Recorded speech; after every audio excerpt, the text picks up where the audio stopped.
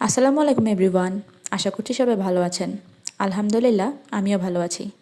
আমার আজকের রেসিপি বেসনের লাড্ডু। দেখতে মাশাল্লাহ, খেতে আলহামদুলিল্লাহ। যারা খেয়েছেন তারা অবশ্যই এখানে একটা রিভিউ দিয়ে যাবেন। চলুন রেসিপি শুরু করা যাক। তো প্রথমেই আমি একটা কড়াইতে নিয়ে নেব হাফ কাপ ঘি।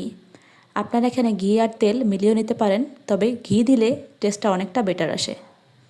ঘি গরম হয়ে গেলে সেখানে অ্যাড করে দিব 1 কাপ বেসন চেলে রাখা। অবশ্যই চেলে নেবেন। এবারে শুধু ধৈর্য সহকারে নাড়তে থাকুন।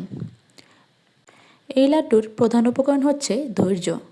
আপনি ধৈর্য নিয়ে এটাকে নাড়তে থাকবেন যতক্ষণ না এটা সুন্দর একটা কালার আর অ্যারোমা বের হচ্ছে। আর হ্যাঁ, চুলার আঁচটা রাখবেন একদম লোতে, আর নাড়ানো কিন্তু থামানো যাবে না।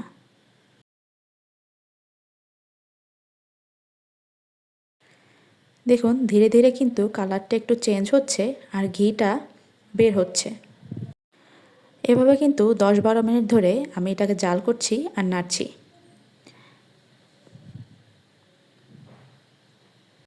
দেখুন এই পর্যায়ে কিন্তু ঘিটা আরও একটু বের হয়ে গেছে, অর্থাৎ এটা একদম লিকুইড একটা টেক্সচার হয়ে গেছে। আর বেসনের একটা সুন্দর ঘ্রাণ বের হচ্ছে। এই পর্যায়ে আমি দিয়ে দিব কিছু কেটে রাখা বাদাম, বেশ কুচি কুচি করা। চাইলে এখানে আরও বেশ কয়েক ধরনের বাদাম ব্যবহার করতে পারেন, তবে সেটাকে একটু ভালো করে কুচি করে নেবেন। তো এই পর্যায়ে দেখুন কালারটা আরও একটু ডার্ক হয়ে এসছে। এবার আমি যেটা করব, এখানে সামান্য পরিমাণ পানি দিয়ে দিব, হাতের মুঠোতে যতটুকু উঠে। এটা দেওয়ার কারণ হচ্ছে এতে মিষ্টির ভিতরে একটা দানাদার ভাব আসবে।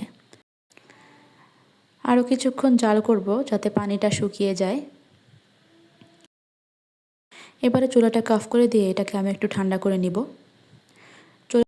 1 কাপ চিনিতে 2-3টা এলাচ দিয়ে সেটাকে ব্লেন্ডার করে পাউডার সুগার বানিয়ে নিব। এবার হালকা ঠান্ডা হওয়া সেই মিশ্রণের ভিতরে চিনিটা ঢেলে দিব এবং ভালো করে মিশিয়ে নিব। প্রথমে খুন্তি দিয়ে একটু মিলিয়ে নিলাম, কিন্তু এতে হবে না, এটাকে বেশ হাত দিয়ে রগড়ে মিশিয়ে নিতে হবে।